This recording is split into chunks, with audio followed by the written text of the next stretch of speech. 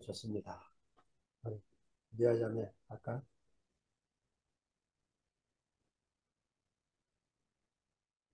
제가 할까요? 음, 저는 아까 그 말씀하시면서 그 산에 앉아서 제자들이 괴로이 노젓는 것을 보시고 이렇게 얘기했잖아요.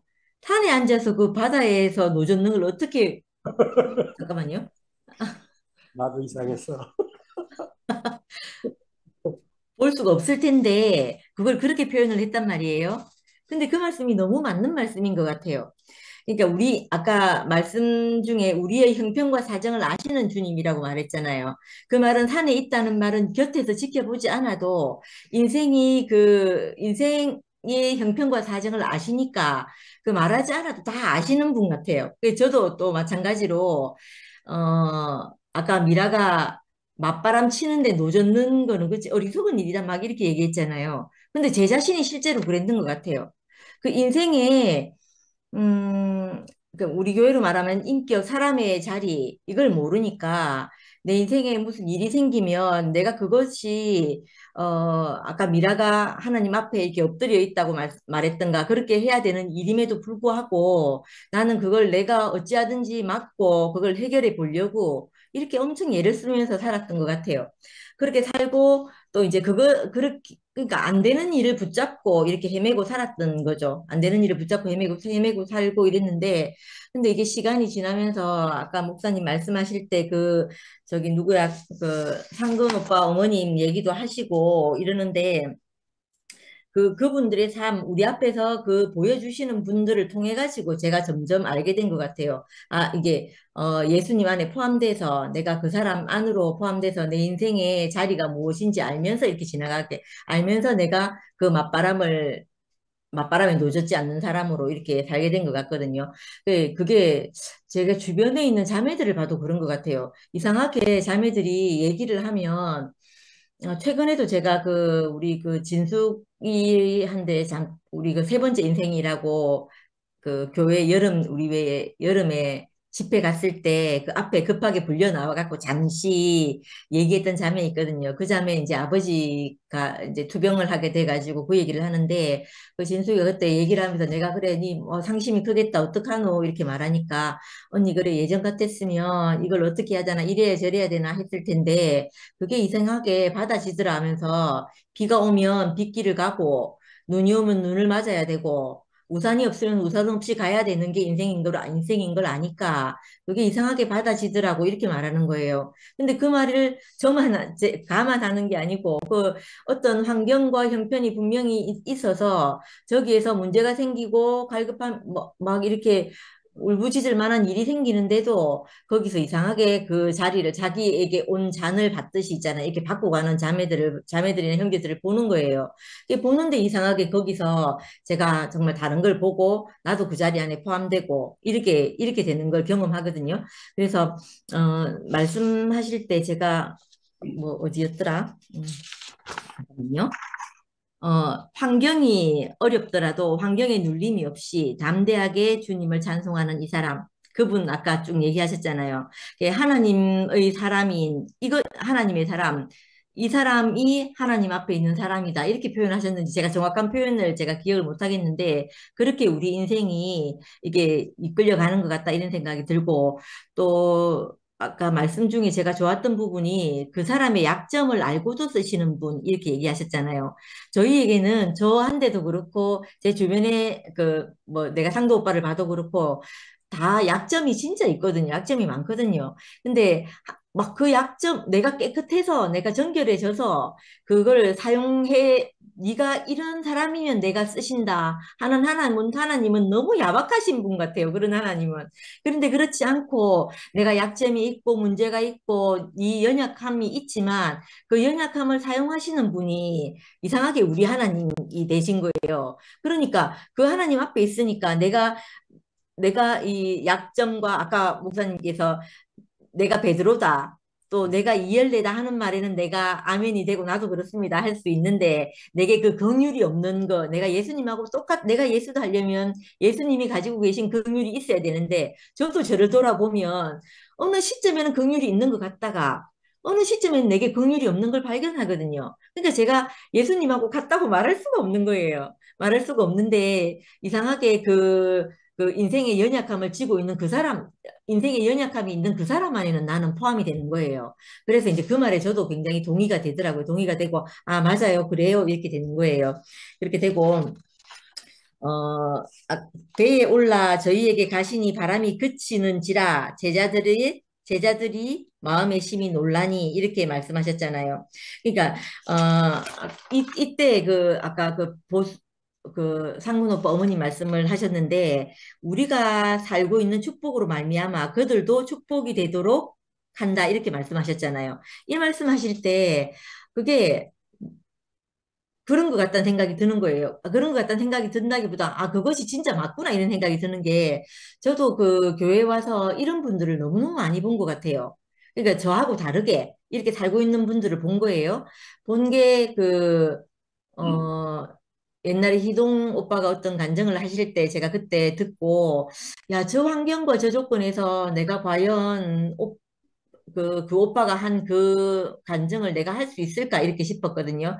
그 오빠 그래 목사님을 찾아가서 저는 중학교 때 목사님을 만나서 지금까지 충분히 사랑을 많이 받았으니까 저 걱정하지 마시고 그 형제를 아낌없이 사랑하고 축복해달라고 이렇게 말씀을 하시는데 저는 제가 그 환경과 조건을 생각하면 그 오빠의 환경과 조건을 생각하면 저는 목사님 어떻게 그렇게 다른 그 사람을 사랑할 수 있고 축복할 수 있냐고 이렇게 말할 것 같은데 그분은 그렇게 말하지 않고 정 내가 생각과 내 생각과 반대로 이렇게 축복하는 걸 본 거예요.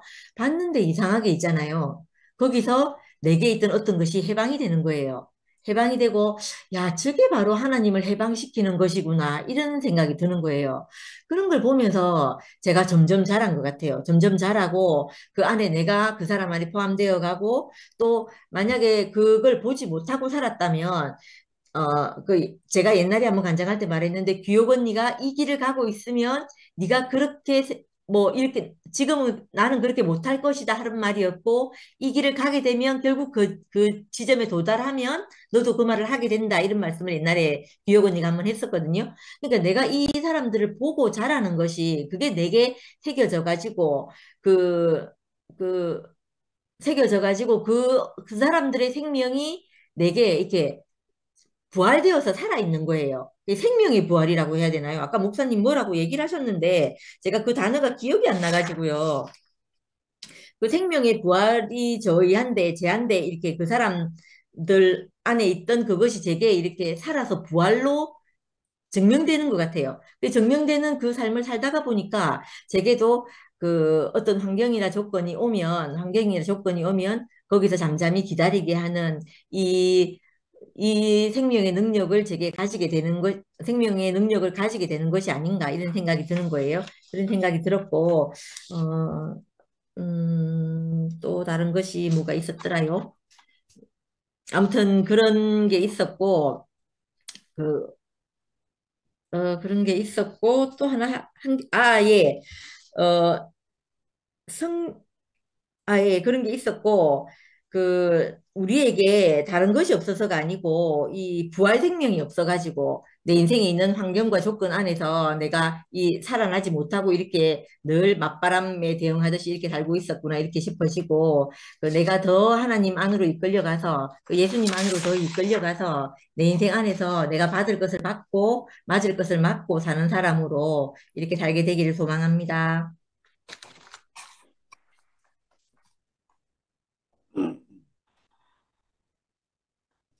보자. 화면이 안 켜지네, 다들. 영민이 간증할 상황 되나?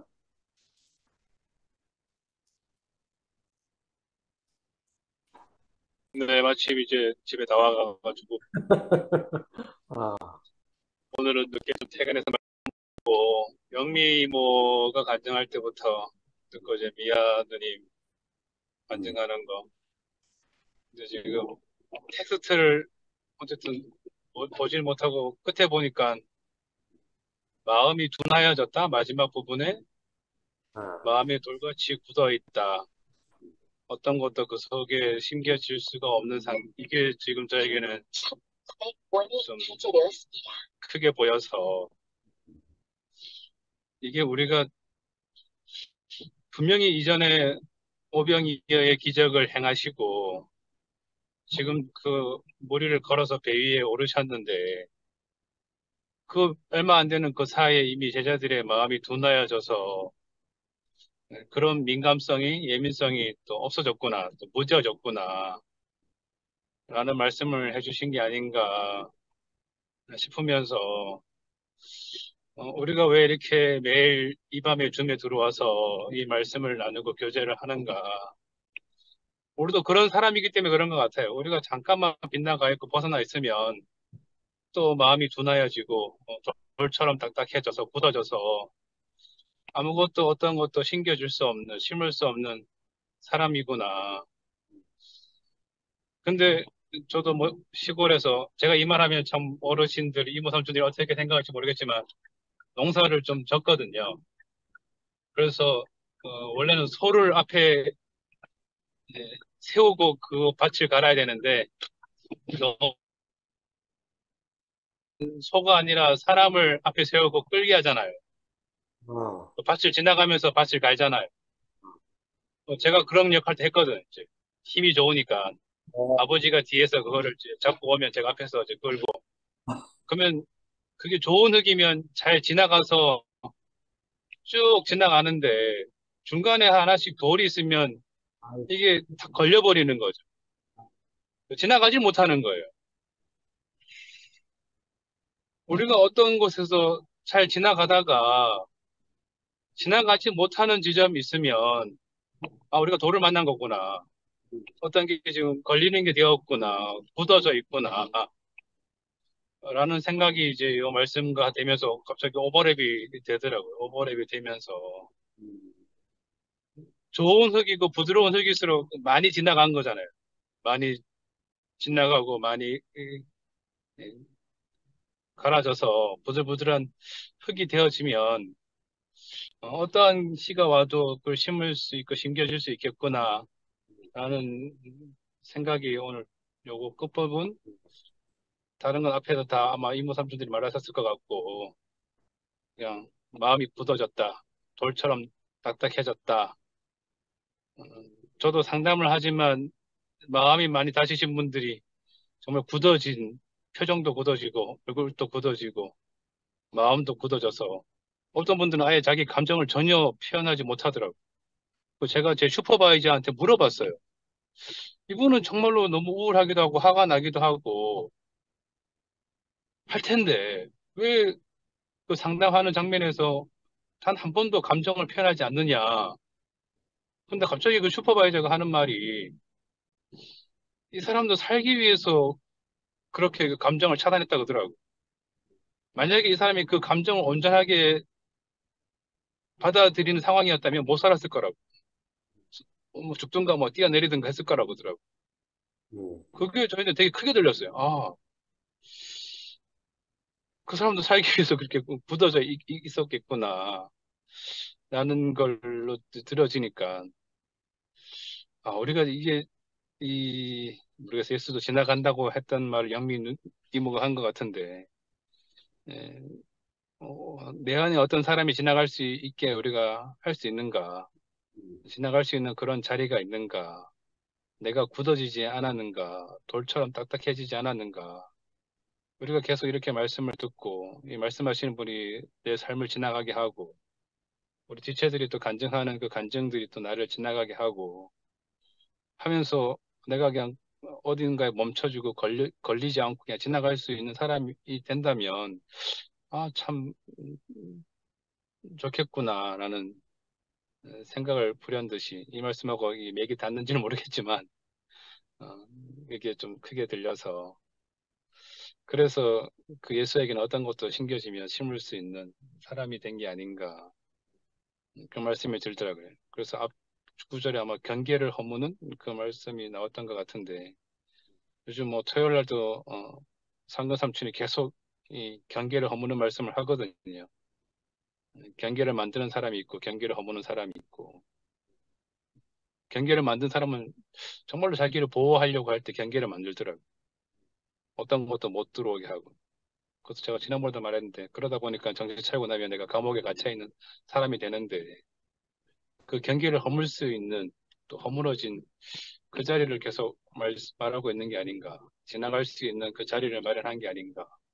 이게 나를 굳어지지 않게 하고 나를 좀 더 부드러운 흙이 되게 해서 그 씨가 떨어졌을 때 심겨질 수 있는 그 사람이 되게 하는 게 아닌가. 라는 말씀으로 뭐 그냥 글을 보다가 알아지게 되니까 알아진 만큼 한번 또 표현했습니다. 표현했고. 네, 아무튼 내일 출근하면서 오늘 또 말씀하신 걸 다시금 듣겠지만 오늘은 그 적어 놓으신 그 문구가 좀 크게 들려서 그냥 제 마음인 것 같았어요. 내가 굳어져 있는 건 아닌가, 돌처럼 딱딱해져 있는 건 아닌가. 그래서 누군가가 지나가지 못하고 자꾸 걸려서 넘어지게 하는 그런 또 경계를 만드는 돌담을 쌓고 있는 사람이 아닌가 라는 생각이 들어서 짧게 또 표현해 봤습니다. 네, 주님을 찬양합니다. 아멘. 운전 조심해라. 네, 이제 딱 도착했네요. 이제 다 왔네요. 예, 목사님 그, 안주는 이제 신선해서 좋습니다. 상대적으로 저는 오늘 재밌는 현상을 발견했는데, 그 같은 말을 하는데 주목하는 게 조금씩 달라요. 미라는 맞바람에 주목했고, 미화는 또 산에서 쳐다본다, 여기 주목하고, 또 영미는 아까 뭐, 음, 이제 뭐, 붙잡지 않으면 지나가는 주님인가, 뭐, 참 재밌다는 생각이 들고요. 저도 사실은, 저는 어디 주목했는가 하면 48절에서 괴로이 노젓는 제자들 여기 주목했어요. 그리고 목사님도 이렇게 제자들이 괴로이 노젓는 것을 보시고 이걸 이제 우리의 형편과 사정을 잘 아시는 주님 이렇게 말씀하셨잖아요. 이거 뭐 우리 그 노래 중에 노래도 나오죠. 내 모든 형편 아시는 주님 늘 돌보아 주실 것을 뭐 어쩌고 저쩌고 뭐 저도 기억에 참 이거 즐겨 불렀거든요. 아, 그 저도 진짜 괴로이 노전 그 뭐 기억이 많겠지만 특별히 저는 하이라이트 같은 장면이 있어요. 제가 이제 젊을 때 20대 후반, 30대 초반에 동네 당구장이나 기원에 다니면서 그 동네를 다 평정을 했어요. 보통 당구장이나 기원에 가면 이제 노름을 하는데 바둑을 떠도 내기 바둑을 뜨고 당구장에 가도 내기 당구를 치고 이러거든요. 근데 이게 승부가 잘 안 나. 그러니까 당구장에 가면 게임비만 많이 나가는 거죠. 돈이 아, 한 곳에 몰리는 게 아니라. 그러면 결국 어디 가는가 하면 여관방으로 가서 카드로 승부를 보는 거예요. 그 저는 가는 곳마다 이거 동네 당구장과 동네 기원들을 다 평정했다니까. 그래가지고 내가 정말 이 카드를 잘 치는 세븐 포카죠. 요즘은 뭐 텍사스 홀덤이 우리나라 유행인데 정말 이 노름을 잘하는 것 같다 싶어가지고 제가 진출한 것이 소위 말하는 하우스거든요. 하우스. 뭐 하우스 가면 이제 합법적으로 뭐 정성 카지노 같은 데도 있지만 그냥 동네에서 이렇게 건달들이 이렇게 이제 도박장을 개장하고 뭐 이런 것도 있거든요. 그래 하우스 이제 다니다가 나중에 안 사시지만 결국은 이거 선수들은 다 죽고 하우스 개장주들만 이제 좀 돈 버는 거예요. 그래가지고 하여튼 제가 그때 결혼할 때 정말 없는 형편에서 이제 엄마가 형 어떻게 뭐 이 눈치를 줘가지고 형하고 형수가 이제 500만 원인가 이렇게 어디서 주고 또 우리 자매가 500만 원 대출 받고 이래가 전세 1000만 원짜리 집에서 이제 그 신혼집을 차리고 살았어요. 근데 제가 이제 하우스를 다니다가 노름을 하다 보니까 이제 수많은 빚을 지게 된 거죠. 그 중에는 이제 이 전세 이 계약서를 사채업자들한테 맡기고 이제 그 돈을 빌려서 노름을 했단 말입니다. 마지막에는 이제 이거 다 날리고 나니까 이제 사채업자들이 추심을 하러 올 거 아닙니까? 그래가지고 이제 마지막에 어떻게 됐는가 하면 집주인한테 전세 계약서를 들고 사채업자와 같이 제가 올라가서 2층에 올라가서 집주인한테 무릎을 꿇고 제가 이제 용서를 빌고 제가 인생을 어떻게 살 정말 잘못 살았어 이렇게 빚졌습니다 하면서 전세금을 저한테 주지 말고 이 사채업자들한테 주십시오 이렇게 하고 정말 비참했죠. 그리고 나서 제가 저 대구시 외곽에 있는 이제 월세집으로 나앉게 됐거든요. 그때 월세 13만 원 하는 조그만 이렇게 요즘 이제 소방도로 가에 가면 저 피아노 교실이나 여기 조그만 그 가게 같은데 뭐 홀 조그만 게 있고 방에 안에 방에 하나 조그맣게 딸려 있는 이런 월세 13만 원 집으로 대구 변두리로 제가 그 이사를 가게 됐어요. 그때 막 그 푸세식 화장실에 쥐가 다니고 막 구더기가 밑에 꿇고 막 이랬는데 그날 제가 그 이사를 하면서요. 이제 이삿짐을 다 옮겨서 홀에 퍼뜨려 놓고 퍼질러 놓고 이제 밤에 잠을 자는데 잠을 자려고 누웠는데 제가 너무 비참한 거예요. 그때가 뭐 한 33살쯤 됐나 막 하여튼 이런데 너무 비참했어요. 우리 자매한테도 미안하고 우리 그때 명희가 뭐 이제 두 돌 같이 났을 때인가 이랬는데 그 명희한테도 이게 아빠로서 할 짓이 아니고 어떻게 보면 너무 비참했거든요. 정말 뭐 노젓는 것을 보시고 하고 아까 영미도 자기 그 소녀 가장으로서 자기 집안을 이렇게 먹여 살리기 위해서 뭐 빚내 가지고 카드로 막고 이랬다는 이야기 쭉 하잖아요. 사실 우리는 저마다 이런 뭐 정도는 다르고 사연은 다를지 몰라도 어쩔 수 없이 이렇게 살기 위해서 괴롭게 노를 젓는 이런 장면이 있을 것 같거든요. 그날 저는 진짜 그 홀에 이렇게 앉아가지고 너무 비참해서 내가 참 우리 자매한테 할 말이 없고 막 이런 게 생각이 나고요. 근데 그런 절망적인 이 상황에서 어떻게 보면 우리의 형편과 사정을 아시는 주님을 만난 거죠. 뭐 그 후로 뭐 이런저런 일이 있었지만 그래가지고 제가 교회를 왔잖아요. 교회를 왔는데 월세 10만 원짜리에서 뭐 어떻게 해가지고 조금씩 나아졌는데 지금 생각하니까 이게 전적인 하나님의 은혜구나 이 생각이 들고요. 그, 전 처음 이사 와가지고 이제 다시 이제 대명동으로 다시 오게 됐는데 그때도 뭐 어떻게 해가지고 겨우 이제 이렇게 살게 됐는데 그때 이제 혜경이 누나가 지금 그 교회생활 편집하는 혜경이 누나가 목사님 대명구동에 이제 이사 오셔서 자리 잡고 사실 텐데 대명구동 목사님 집 대문 바로 건너편에 그 다세주택이 이제 지어진 거예요. 그래가지고 방 두 칸에 조그만 부엌이 있는 이런 집이 두 개가 났어요. 혜경이 누나가 한 집을 들어가 살기로 하고 한 집을 우리 보고 같이 살자고 이제 혜경이 누나 그때 그 우리 집을 데모처럼 이렇게 제가 아무것도 못하고 이렇게 그러니까 이제 돌보고 이럴 텐데 그때 우리 집에서는 이제 뭐 돈이 없어가지고 그때 전세 2,200만 원 했는데 도저히 거의 이사 갈 형편이 안 되는 거예요. 목사님 집 바로 건너편인데도 그래가지고 형편이 안 됩니다 하니까 혜경 누나 그럼 내가 빌려줄게 이렇게 했어요. 나중에 보니까 그 혜경 누나 빌려준 돈이 내 동생이 상구가 그 엄마한테 맡긴 돈을 엄마가 저한테 바로 주면 임마 이게 분명히 뭐 또 띵가물 거니까 혜경 누나한테 줘가지고 혜경 누나가 저를 빌려줬다 하더라고요. 하여튼 그래가지고 처음으로 방 두 칸 있는 명이 초등학교 1학년 때 방 두 칸 있는 집에 이제 이사 가서 살았어요. 그러다가 또 목사님이 대명 10동 시대를 접고 대명 9동으로 이사를 갔어요. 이번엔 신은숙 누나가 또 다세주택 이번에 방 세 칸짜리 집이 두 개가 났다 하면서 목사님 대명 9동으로 이사 가니까 우리도 또 대명 9동으로 이사 가자 하면서 신은숙 누님이 그 방 세 칸짜리 집이 3,500만 원이었어요. 그 또 이번에도 또 캤죠. 저는 돈이 없습니다 하면서 뭐 노름빛 자매가 노름빛 깎기도 바쁘고 뭐 이랬으니까 그렇게 말하니까 신은숙 누님이 이번에는 내가 모자란 돈을 빌려줄게 이렇게 하는 거예요. 이자도 안 받고. 그래가지고 부랴부랴 대명부동으로 이사 가서 신은숙 누님 가족하고 우리 가족을 현관을 마주보고 살았어요. 그러다 뭐 또 이런 은혜를 읽고 저런 은혜를 읽고 하다가 지금은 우리가 이제 아파트 살게 됐어요. 이건 뭐 구구절절 설명하기는 어려운데 정말 하나님이 형편과 사정을 다 알고 우리를 돌봐주신 거죠.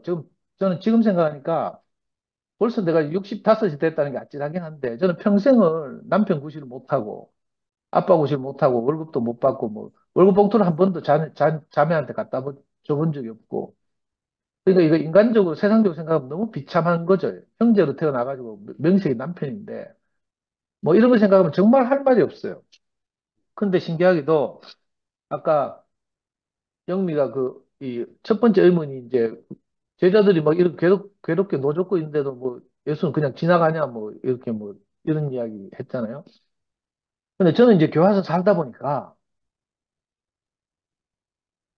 어쩌면 저는 이렇게 와이프가 이렇게 집 나가고 아이를 버리고 뭐 이런 사건이 내 인생의 완전 밑바닥이어서 그냥 뭐라도 붙들고 싶었거든.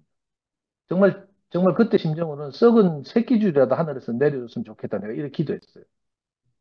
근데 교환을 살다 보니까 저보다 훨씬 어려운 형편이 있는 분들도 많이 있고 이런데 이혼하는 사람들도 너무 많더라고요. 근데 저는 이혼할 뻔한 사건이 제 인생의 밑바닥이 됐어요. 어쩌면 그때 저는 뭘 뭐 저도 그렇고 우리 자매도 그렇죠. 뭘 붙잡은 것 같아요. 그때 당시에 몇 살 안 되는 40 초반인가 하는 목사님, 이 우리 와이프한테 이런저런 설득을 했는데 워낙 붙잡을 게 없다 보니까 그 말이라도 붙잡지 않으면 살 수 없는 그런 형편과 처지에 놓였던 것 같고요. 그래서 사실은 예수님이 붙잡지 않으면 그냥 가버린다 이렇게 표현하고 있지만 저는 이걸 뒤집어 보니까 우리가 정말 너무 가난하게 되면 그죠? 내 주변에 지나가는 사람이 박스를 줍는 사람이라 하더라도 붙잡지 않으면 안 되는구나 이 생각이 들거든요. 우리 엄마도 이제 목사님한테 가서 막 애원할 때 우리 엄마가 목사님을 잘 알고 이런 게 아니라 그때 대구에 온 지 1년밖에 안 됐을 때예요. 형 따라서. 그 엄마는 목사님을 잘 몰라요. 근데 이제 제가 죽을 징이 됐다는 사실을 알고 난 뒤에 이제 계분 어머니가 우리 엄마 사정을 듣고 엄마를 데리고 목사님한테 데리고 갔어요. 그래가지고 목사님을 잘 모르지만 자기가 최선을 다해서 저를 살리기 위해서 우리 엄마가 해봤거든요. 그래도 안 되니까 보잘것없는 허름한 이상한 교회 목사라고 하더라도 이분이라도 붙들어야 되겠다 이런 생각이 든 것 같아요. 그러니까 어쩌면 우리가 너무 절박하고 가난하면 우리가 붙잡지 않으면 그 뱃전에서 주무시는 예수를 흔들어 깨우지 않으면 우리가 못 사는 것 같아요. 어쩌면 영미도 그렇기 때문에 상근형을 붙잡은 것 같아. 지는 붙잡는 줄도 모르지만 내가 볼 때는 아까 쭉 말을 듣다 보니까 지가 상근형을 붙잡아 놓고 내 이 생각이 들더라고. 우리 형, 제가 좀 어두울 때 우리 형 말씀 듣고 한번 살아나 보려고 여러 시도를 했거든요. 근데 우리 형 세종신기인가 옛날에 소모임 할 때 우리 형 말씀을 듣다 보면 내가 도로 실족이 돼요. 그래가 땡치 아프락하고 끝보고 내가 교회 안 가고 이런 적이 많거든요. 근데 저보다 영미가 훨씬 가난하고 연약했던 것 같고 오늘 내 처음 듣거든요. 물론 이런 푸시는 알고 있었지만 영미가 자기 가족을 먹여 살려야 되는 형편과 처지에서 그 카드 돌려 막아 가면서 이렇게 그죠? 하여튼 고생하고 또 동생들 불러 모아서 그렇게 안타까운 이야기를 하고 이런 이야기를 내가 처음 듣는데 너무 신기하잖아요. 우리가 아까 17명 켰어요. 여기서 이것저것 빼고 나면 녹화용 빼고 이거 하고 나면 10명 남짓인데 우리가 매일 만나서 교통을 하는데 이 우리 안에서 그 누룽지처럼 이렇게 눌어붙었던 저 밑바닥이 자꾸 긁어지는 거예요. 아멘. 그래서 이게 형제들 앞에서 이렇게 내놓아진단 말이에요. 전 영미 간증을 듣거나 아까 저 미라 간증을 들으면서도 그죠? 미라뿐만 아니라 은나도 이렇게 그 논의를 두고 아주 밝고 건강하게 사는 걸 보면서 주변 사람들이 너무 이상하게 생각하잖아요. 다른 사람들 같으면 그 장애의 나이를 키우면서 막 코가 석자가 되고 이런 게 많거든요. 장애인까지 안 가도 그래요, 사실은. 근데 정말 우리가 이 마가복음에 기록된 대로 무리를 걷는 예수는 우리가 잘 모르잖아요. 근데 저는 아까 미라 간증을 들으면서 은나가 무리를 걷고 있구나. 이건 알겠거든요. 음, 그래서 무리를 걷는 것이 그죠? 유명한 사람들 표현에 따르면 무슨 표현? 초자연적 표현이다 하기도 하고 이런데 저는 거기에 대해서 잘 모르겠고요. 그 믿지도 않지만 그죠? 또 그것도 거짓이라고 하기도 어렵고요. 나는 경험하지 않았으니까. 그 당시 목격하지도 않았으니까. 근데 이 형제들 간증을 듣다 보면요. 그죠? 이 자기 환경을 딛고 일어서는 예수. 아까 목사님 표현대로 하면 물과 무초의 경계를 허무시는 예수. 이걸 이야기했잖아요. 우리가 이런 형편, 저런 환경에 처하는 것과 상관없이 그 환경을 능히 이기는 그리스도를 만나서 우리가 그렇게 살고 있는 실제가 있거든요. 그래서 이게 너무 감사하고 저도 사실은 하루 이틀이 아니라서 너무 큰 은혜를 입고 살아서 그죠? 지금 돌이켜 생각하니까 우리가 이 보잘것없는 형제들을 붙들지 않으면 살 수 없는 형편이 됐잖아요. 그래서 매일 저녁만 되면 중 켜고 들어오고 우리 혜정네 누님 같이 막 어떻게 하다 보니까 벌떡 8시가 내가 놀래가지고 뛰들어지기도 하고 막 어, 그죠? 영민이처럼 막 운전하면서 그죠? 와이프 눈치 봐가면서 줌에 들어오기도 하고 이런 거죠. 그러니까 우리가 사실은 예수님이 이렇게 묘사를 이렇게 해놨는데 제자들이 붙들지 않으면 지나갈 것 같이 막 이렇게 뭐 자기 길을 간다 이렇게 말하죠. 이거 저도 좀 이런 면이 있어요. 미화가 붙들지 않으면 막 삐져가지고 그냥 가고 막 이럴 텐데 우리가 어, 살다 보면 이런 장면이 다 있거든요. 그러니까 어떻게 보면 우리 믿음을 시험한다 할 수도 있고요. 근데 우리가 어쩔 수 없이 이렇게 무엇을 붙드는 사람이 됐다는 게, 붙들게 되었다는 것이 하나님 은혜 같아요. 네. 그죠? 근데 비슷한 환경에서 내보다 더 어렵고 절박한 환경에서도 그 붙들지 않는 사람들 난 많이 봤거든요. 교회 안에서도 그렇고. 그러니까 내가 늘 말하지만 이 주식시장을 예를 들면 자기가 경험한 그 환경이 자기 밑바닥인 줄 알면 그다음부터는 다시는 그런 절망적인 상황이 안 오거든요.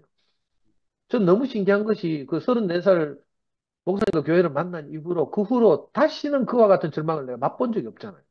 그 우리가 공통적으로 간증하듯이 어제 같은 오늘이 없었다. 늘 이렇게 간증하는 것이 그 말이거든요. 근데 아직 그게 자기 밑바닥인 줄 모르면 절박하게 그 지나가는 예수를 붙들면 안 된다는 것을 모르면 또 고생하면서 또 다음에 올 예수를 기다려야 되는 거라. 저는 이런 걸 너무 많이 봐가지고. 그래서 이제 바울이 이걸 은혜구나. 하나님이 우리를 구원하시려고 어머니 뱃속에서부터 예정하셨구나. 이렇게 표현하는 것 같거든요. 그래서 너무 감사하고 제가 오늘 세 군데를 간증하려고 딱 메모를 해놨는데 그 이건 미화도 말했는데, 그죠? 예수를 보고 다 놀랐다 하잖아요. 근데 베드로는 지도 할 수 있는 줄 알고 마태복음은 이제 목사님이 이제 인용하면서 마가복음에는 없는 것을 마태복음에서 이렇게 창작해놨다 이렇게 말씀하시면서, 그죠? 만약 당신이 주님 맞거든, 나도 물에 좀 걷게 해달라 하니까 예수님이 그래 걸어봐봐 하니까 베드로는 걸어가다 바로 빠졌다 하잖아요.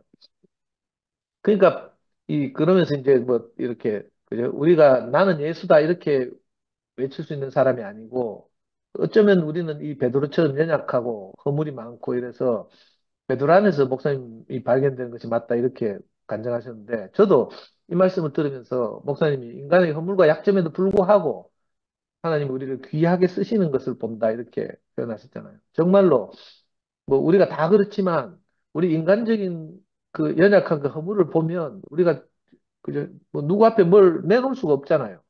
그리고 사탄도 늘 우리를 송사하거든요. 네가 뭘 이렇게 늘 말하거든요. 어쩌면 우리 일생을 이것과 싸우면서 우리가 우리 안에 오신 이 그리스도를 나타내고 표현하면서 사는 건지도 모르겠어요. 저도 늘 이 괴롭힘을 당하면서 고개를 흔들면서 사탄은 물러가라. 너는 나를 넘어지게 하는 자로다 하면서 하루하루를 살거든요. 그래서 우리들의 휴물과 약점에도 불구하고 우리가 베드로 같고 뭐 또 심지어는 가룟 유다 같기도 하고 이렇잖아요.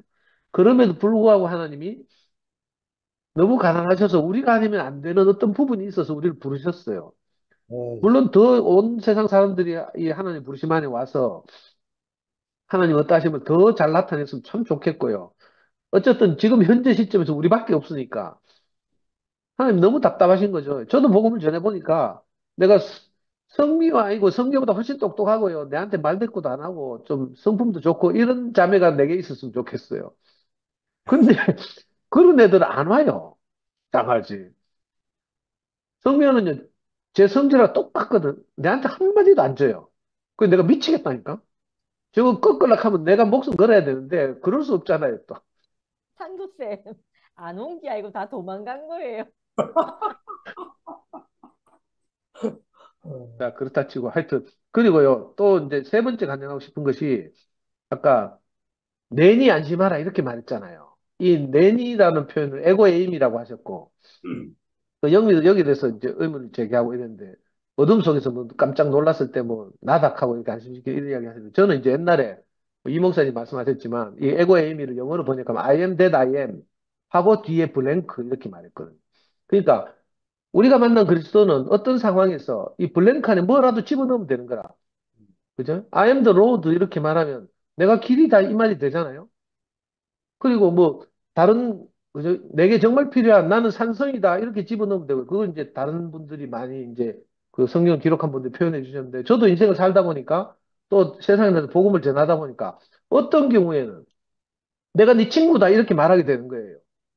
저는 자기 엄마가 저기 아빠하고 이혼하고 새로 결혼해가지고 그게 중학교 때 너무 어려움을 겪어서 애가 그냥 집에 처박혀 있고 학교도 안 다니고 이런 애를 봤거든요. 그런 애를 데리고 어떤 엄마가 상담하러 왔어요. 그 고등학교 1학년짜리 애를 보는데 맨날 게임만 하고 앉았대. 집에서 한 발자국도 안 나가고. 근데 걔한테 내가 그렇게 말했어요. 니 내하고 같이 게임하자 하면. 네가 방송통신고등학교 석 달이라도 다니는 것이 너무 참 장하다.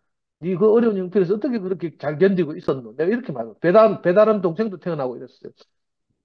그리고 그 상담하러 온 그 엄마한테는 야, 컴퓨터를 바꿔줘서 마음껏 게임할 수 있도록 좋은 컴퓨터를 바꿔줘라. 내가 이렇게 말했거든. 그리고 내가 니하고 같이 게임을 하고 싶다. 니 아이디 뭐고? 내가 이렇게 물었어요. 그 사실은 내가 네 친구가 되고 싶다. 이 말이거든요. 그 제게 뭐 여러분들도 알다시피 제게 뭐 멋있는 선한 뭐 이런 게 온유한 뭐 이런 게 있어서 그렇습니까? 그게 아니고 이 아이를 살리고 싶어요. 그러니까 제 인생이 어렸던 시절 생각나고요. 저도 방송통신고등학교 두 달인가 다녔다. 대고등학교 방송통신고등학교 두 달이나 다니다 때려치우고 서울에 이제 기술배우로 올라갔거든. 그 아이를 보니까 너무 기특하더라고. 저절로 나는 너희 친구다 이 말이 나오는 거예요. 또 엄마를 만나면 또 다른 말이 속으로는 내가 당신의 남편이 되겠습니다. 뭐 남편이 된다니 뭐 육신적으로 뭐 결혼하자 이 말이 아니잖아요. 이상하게 그죠? 어떤 것이 필요한 사람에게 내가 그게 되고 싶은 거예요. 정말 저는 가난하게 살았고 아무것도 없지만 옛날에 그런 일도 있었어요. 우리 방송실인데 박성희 자매라고 있는데 박성희 자매 쌍둥이 딸이 있어요. 지금 20대인데 걔들이 중학교 1학년 때가 2학년 때 얘가 모임에 와서 막 울면서 간증을 하는데 돈이 없어서 자기 딸들을 수학여행을 못 보내게 됐다. 음, 그 말 듣는데 내가 열이 팍 받더라고. 그래가지고 내 통장에 얼마 없지만 다 끌어가지고 야 수학여행비 얼마고 그랬어. 저는 전혀 이렇게 저는 교회에 헌금도 안 하는 사람이거든요. 누구 자매들하고 미워하고 밥 먹고 있는데 내가 돈 한 번도 낸 적이 없어요. 근데 어떤 상황이 되니까 야, 수학여행비 얼마고 하고 내가 송금하고 있더라니까요. 에고에임이라는 말이 너무 어려운 말이 아니고 사실은 우리가 어떤 사람들 만나고 어떤 환경에 가면 우리가 하나님을 대신하는 사람이 된다니까요. 그래서 거기에 I am that I am 하고 블랭크 해놨잖아. 내가 무엇이든지 거기에 이상하게 쓰이는 이런 기적 같은 일들이 일어나더라고요. 그래서 이런 말씀이 어떻게 우리 안에 왔는지 제가 지금 이렇게 간증하고 있지만 이 간증하는 저도 너무 신기하거든요. 제가 원고를 들고 이런 말을 하겠다고 한 게 아니잖아요. 근데 영미가 무슨 이렇게 의문을 빌려서 도전을 해오니까 사실 영미 안에 내가 다 있는 것 같거든요. 그리고 점점 이렇게 그 세인트루이스 내가 아까 구글 지도로 검색해 봤잖아. 저 오레곤에 사는 저 향신 누님이 곧 텍사스로 이사 간다 하더라고. 그래가지고 내가 텍사스에서 세인트루이스까지 얼마나 되는 보기도 하고 아틀란타까지 얼마나 되는 보기도 하고 이랬거든. 이미 우리와 함께 살고 이 늘 새벽잠을 깨고 이렇게 나와서 있고 있잖아요. 화면 켤라카이 세수도 안 해가 부끄럽고 이래가 한참 시간이 지나면 이제 막 이렇게 하는 그걸 보면서 이미 영미 안에도 다 있는 것을 사실은 오늘 이상하게 영미가 문자에 갇힌 것 같아요. 이 텍스트에 갇히다 보니까 자기한테 실제를 잘 표현 못해가 답답해서 그런 것 같은데 제대로 이렇게 알아지고요. 그러니까 이 말씀들이 너무 신기하고 놀랍고 있잖아요. 하나님이 얼마나 갈망이 크시면 우리 같은 사람을 불러서 자기 자신을 대신하게 하는지 이렇게 우리에게 큰 은혜를 베푸신 것이 너무 감사하고 정말 그래서 인자가 무엇이간데 주께서 저를 돌아보시며 사람이 무엇이간데 주께서 저를 그죠? 뭐 권면하시나니까 뭐 이런 시편이 있잖아요. 저는 그 말씀이 너무 신기해요. 오늘도 이렇게 진짜 다시 하려면 10명 남짓인데 이렇게 모여서 그리고 은혜를 나눌 수 있게 된 것이 너무 감사합니다. 주님을 네. 찬양합니다. 광태 아멘. 나왔네, 광태. 전화하고 있다. 광태 전화 끝나면 하고 아까 오빠가, 상도 오빠가 말해주니까 이제 나도 생각이 났어요. 음, 아, 요즘에 내가 배가 불렀나 봐요. 그래가지고, 어, 이런 거 뭐, 지나가시려고 하는 주님을 붙잡은 거 이런 거 생각이 안 나다가 음, 상도 오빠가 말하니까 내가 그때가 42인가 이렇게 됐을 때인데요. 그때 내가 이제 그 영어 수업을 하는데 그 명수가 경대를 다니고 있었단 말이에요. 근데 명수가 경대 온 건 알았어요. 알았는데 이제 생명공학부에 이제 제가 1학년인가 2학년인가 1학년이었던 것 같아요. 그리고 이제 명수가 이제 수업을 들은 거예요, 내 수업을. 근데 이제 하도 오랫동안 명수를 못 봐가지고 얼굴을 내가 못 알아봤어요. 한 반에 이제 20명이 꽉 찼어요. 근데 20명이 꽉 찼는데 이제 첫날은 이제 그 출석부가 아직 안 나갔고 이름을 부르거든. 그러니까 그냥 이렇게 이름 출석부 나온 걸로 체크를 하거든요. 똑같이 김명수가 있는 거예요. 김명수는 별로 흔한 이름이 아니거든요. 그런 세대의 아이들한테. 김명수를 이게 오른쪽에서 세 번째 앉았어. 김명수 했더니 예 하더라고. 그래서 내가 걔를 한참 봤어요. 음. 눈을 한참 보면서 네가 이랬더니 예 이러더라고. 우리 웃기죠? 네가 이렇게 하니까 네 이러더라고요. 걔 얼굴이 상도 오빠, 그러니까 상글 오빠랑 비슷하게 생겼잖아요. 그것도 걔도 좀 흔한 얼굴은 아니잖아요. 음. 근데 어렸을 땐 정말 너무너무 예뻤거든요. 진짜 속눈썹이 완전 기절이에요. 정말 죽을 것 같아요. 근데 하얗고 예뻤는데 얼굴에 뭐 이렇게 얼굴이 거칠어졌어. 뭐 이렇게 여드름도 나고. 근데 그 꼬마 때 우리가 애들 머리끝부터 발끝까지 다 알고 있어요. 내가 머리끝부터 발끝까지 내가 알고 있는 명수를 찾으려고 훑었다니까요. 그 짧은 시간에. 훑는데 한 개도 얼굴도 옛날하고 다르고. 근데 손, 손하고 요 손목이 되게 가늘어요. 그러니까 걔가 그 명수 손하고 손목이 자기 아빠랑 거의 똑같이 생겼어요. 사이즈만 다르지. 그러니까 그걸 내가 보고 내가 아는 명수가 맞는 거야. 손하고 손목이. 얘가 팔목이 되게 가늘거든요. 이 오빠도, 이렇게 상근 오빠도 팔목이 되게 가늘어요. 내가 그 손목을 붙잡고 따라왔다는 거 아니겠어요? 근데 그걸 잊어버리고 있었네요. 네, 그걸 붙잡은 거예요. 오늘 상도 오빠가 그걸 얘기를 하니까 내가 그걸 잊어버리고 있었. 네, 생각나게 해주셔서 감사합니다. 네. 광태 형제, 마이크 켜봐. 아이고, 목소리 오랜만에 듣자. 예, 안녕하세요. 예,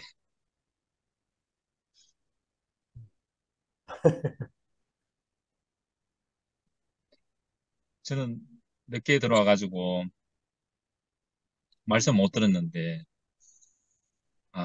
근데 이 형제 자매들 얼굴 보니까는, 아, 그 오늘 하루가 촥, 내려놓이는 거, 그런 느낌이 드네요. 네. 그리고 상도형 말씀, 간증 이제 들었는데, 인생이 어떻게 이렇게 복된 인생으로 흘러오는지, 저는 아무리 생각해도 어떻게 종교에서 이쪽으로 넘어왔는지, 또 이쪽으로 대우교에 와서 또 깨어져 가지고 또 흘러서 또 이렇게 왔는지 정말 신기하거든요.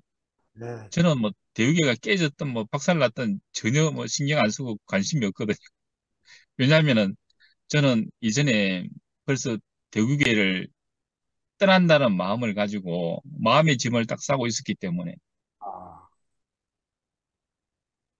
저는 아, 40년 넘게 대우교회에 있었는데 이 저보고 나가라는 이 자체가 정말 천하에 없는 교회가 이럴 수가 있나, 이 생각이 먼저 딱 들더라고요. 그리고, 내가 여기 있을 곳이 아니구나. 저는 여기 처음부터 제 인생의 모든 것을 여기에 내려놓고 뼈를 묻는다는 마음으로 살았거든요. 근데 이상하게 그런 자리가 되니까는 대구교회 안에서 제 정체성이 없어지더라니. 음. 근데, 어, 이런 사건들이 저는 하나님의 경륜이라고 생각이 들거든요. 네. 음. 왜냐하면은 아닌 것은 결국 흩어지고 깨어질 수밖에 없다는 거. 성경 안에 많은 그런 증거들이 있거든요. 그래서 어떻게 연합이 돼야 되느냐? 어떻게 예수의 생명이 우리 안에 흡수가 돼야 되느냐? 음. 정말 저도 고심을 많이 하고 여러 가지 과정들을 겪으면서 또 형제 자매들을 보면서 알아듣는 게 그런 마음이었거든요. 음. 어, 저는 이제 식품 기계 제작하는 쪽에 일도 하고 있는데요. 그 홍삼을 보면요. 우리가 많이 달여 먹지 않습니까? 홍삼이 한 2년, 두 번, 세 번 찌고 건조시키거든요. 두세 번 하는 게 홍삼이고 9번 찌고 9번 건조시키는 게 흑삼이거든요. 근데 흑삼은 이제 예전에는 인기가 있었는데 사포닌 함량이 엄청 많아지기 때문에 그걸 선호하다가 뭐 여기저기서 막 만들다가 이제 흑삼인지 태웠는지를 몰라가지고 매스컴에 맞고 그다음에 사라졌거든요. 근데 이 홍삼이나 흑삼이나 이거를 이제 달여서 먹는데요. 85도에서 72시간을 달여야지 사포닌이 제일 많이 나오거든요. 그래서 그걸 많이 선호하고 있는데요. 근데 그럼에도 불구하고 이 인체 내에 들어가는 흡수율이 26%인가 이렇게밖에 안 돼요. 15%에서 26%. 근데 이걸 파격적으로 높이는 방법이 어떤 거냐면요. 어, 홍삼을 갈아가지고요. 5 마이크로미리, 7 마이크로미리 정도 아주 미시하게 갈아가지고 물에 타가 마시면은 흡수율이 65%인가 이렇게 올라가거든요. 그건 뭐냐면은 자기 자신에 완전히 갈려져가지고 형체가 없이 되어져야지만이 다른 사람들한테 흡수가 된다는. 그래서 아까 상도형 얘기도 그렇지 않습니까? 자기 자신이 내려놓여지고 그 사람을 위할 수밖에 없는 자리에 자기 인생이 발견될 때 저절로 되어지는 것이지요. 이게 한다고 해가지고 되는 것은 아니거든요. 우리가 그런 길로 가고 있더라고요. 내 뜻대로 말고 아버지 뜻대로 하는 자기 뜻이 없는 그 자리가 우리가 가는 길이고 거기서 만나야 되는 길이고 그래야지만이 한 자리가 하나가 되는 거 아니겠습니까? 세상에 사람들은 절대 하나 될 수가 없거든요. 부자 간에도 그렇고 부부 간에 더더욱 그렇고 사회 가면은 더 심하거든요. 근데 이상하게 우리는 하나로 되어져 가고 있거든요. 이게 인생의 축복 아니겠습니까? 네. 어떻게 그렇게 될 수 있겠습니까? 예수의 생명을 만났기 때문에. 음, 그 말씀이 있는 곳이 있기 때문에. 음, 그 형제들과 같이 살기 때문에. 이게 인생의 축복이더라고요. 그래서 저도 늦었지만은 정말 얼굴이라도 한번 보고 싶다는 그 마음. 왜? 한 생명을 가지고 한 길로 가고 있기 때문에. 음, 그래서 저는 이 모임과 이 형제 자매들이 정말 소중하고 소중하거든요. 정말 저는 요 화면이 안 나오고 이름만 있는 그분들도 그 이름만 봐도 가슴이 설레요. 정말 이상하더라니까요. 아멘. 이런 사람으로 되어 간다는 게 정말 세상에 어떤 일로 그렇게 될 수 있겠나 생각이 들더라고요. 음, 정말 연인으로 만나서 한때는 그렇게 되지만은요. 그 이유는 한 달 지나면 없어지지 않습니까? 그런 마음이요. 같이 살면은. 근데 우리는 음, 갈수록 더 진해진다는 거. 정말 신기한 곳이 와 있거든요. 아멘. 이게 복음이 아니겠습니까? 음, 아멘. 어, 이 길로 이끄시고 조성하신 주님을 찬양합니다. 아멘. 아멘. 우리 영수님 마무리 하셔야 될 것 같은데. 마무리할 것도 없는데,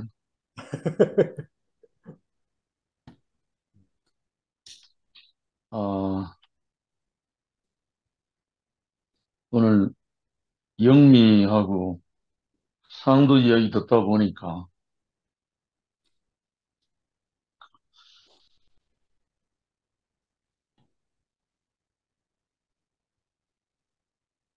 그냥 겉으로 눈물은 안 나오지만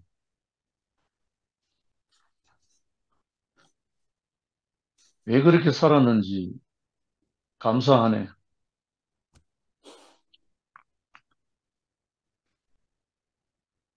표면적으로 보면 상도는 버려져도 너무 마땅하고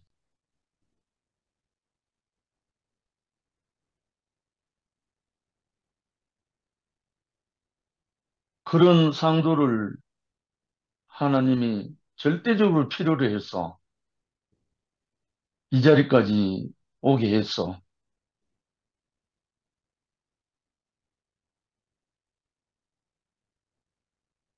아까 성령으로 아니하고는 누구든지 예수를 출시라 할 수 없다. 그 말씀이 아멘이에요.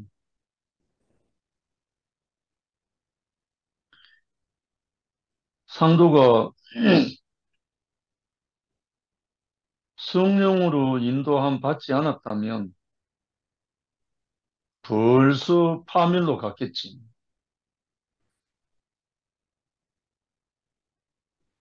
근데 성령으로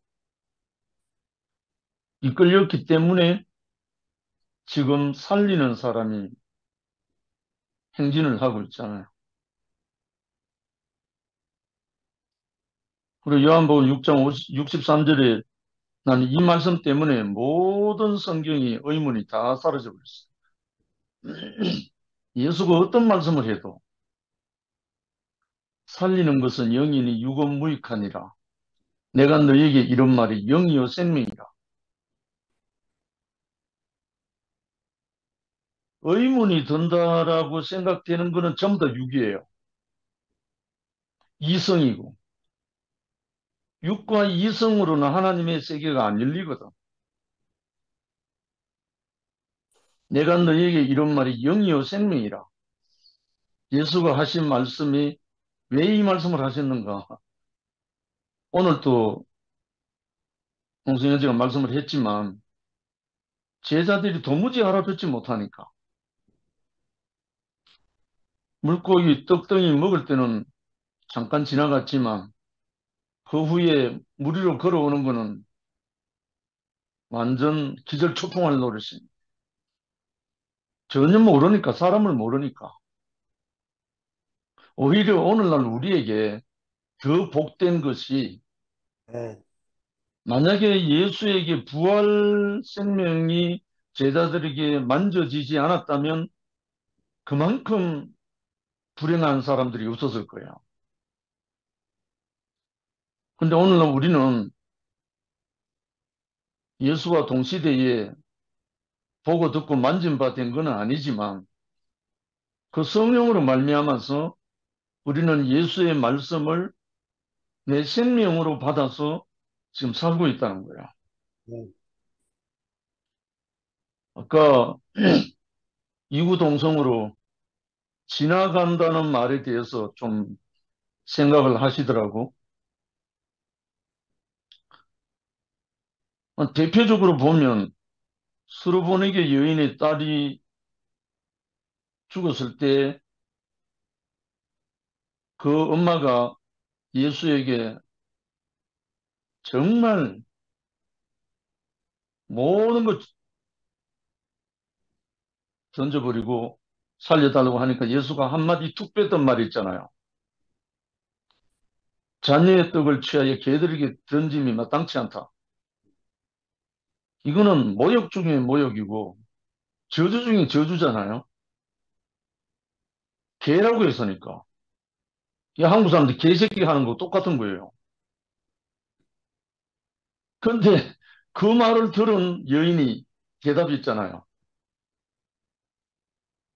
지극히 가난한 여인이니까. 옳소이다. 그러나 개들도 주인의 상에서 떨어지는 부스러기를 먹나이다. 자기를 개로 인정한 거잖아요. 오늘 우리 교회에 이 수르보니게 여인 같은 이 가난함이 있으면 문제될 게 하나도 없죠. 뭐. 예, 무슨 문제가 있겠어요? 개로 취급을 해도 간지덕지하고 그 앞에서 무릎 꿇는 이 여인의 심정이 예수를 완전 돌변시켰잖아요. 이 같은 믿음을 본 적이 없다 이거지.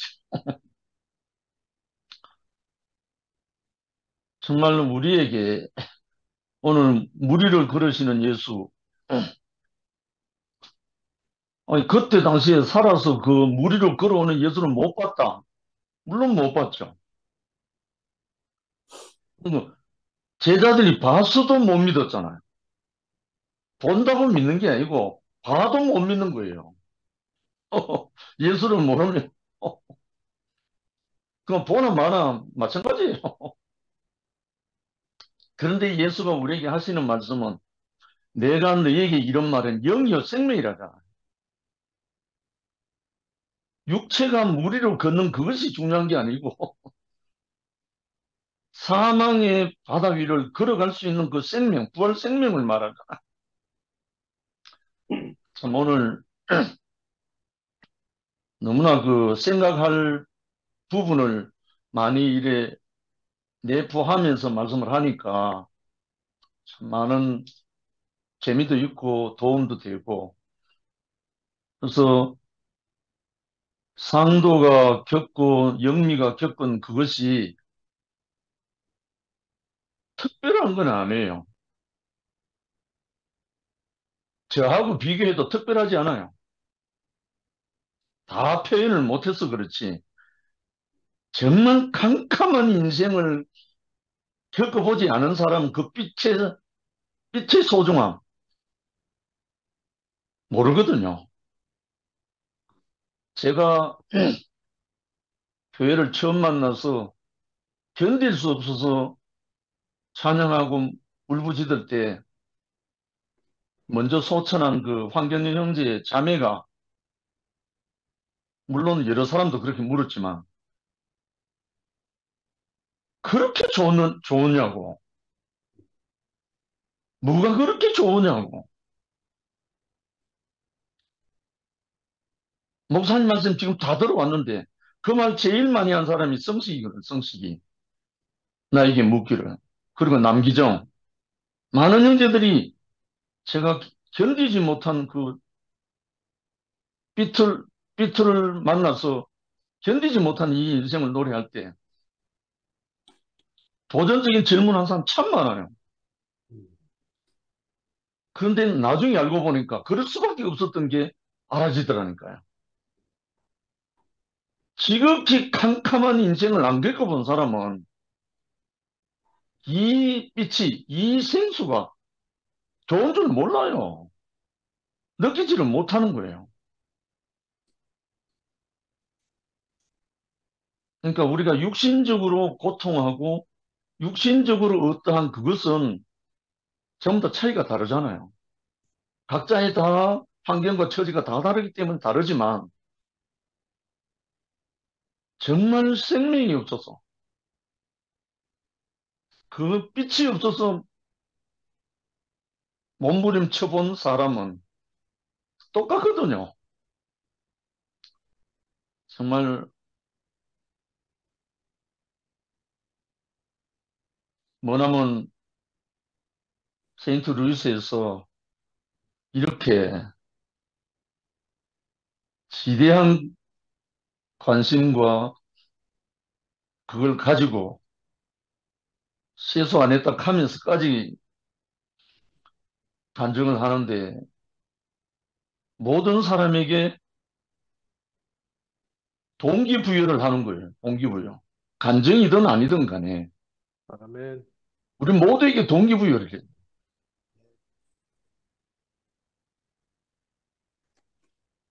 정말 너무나 감사하고 나도 여러 가지 뭐 시간 좀 내달라는 여러 가지 다 있는데 그걸 다 열애시키고 이 자리에 앉아 있는 나도 마찬가지고 참 신기하잖아요. 우리가 이 얼굴 안 보면 뭔가 이건 뭐 좀 하루 물 좀 빠진 것 같아.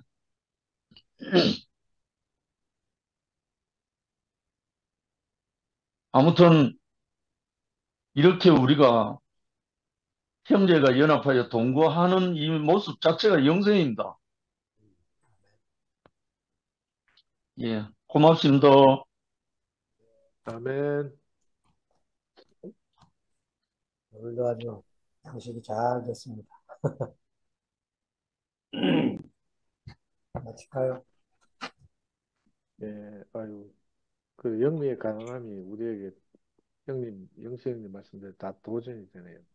그 어떻게 표현할지 고민도 하게 되고, 그죠? 너무 재밌습니다. 내가 여기 안 들어오면 내가 가난하다는 것도 몰라요. 그렇지, 그렇지.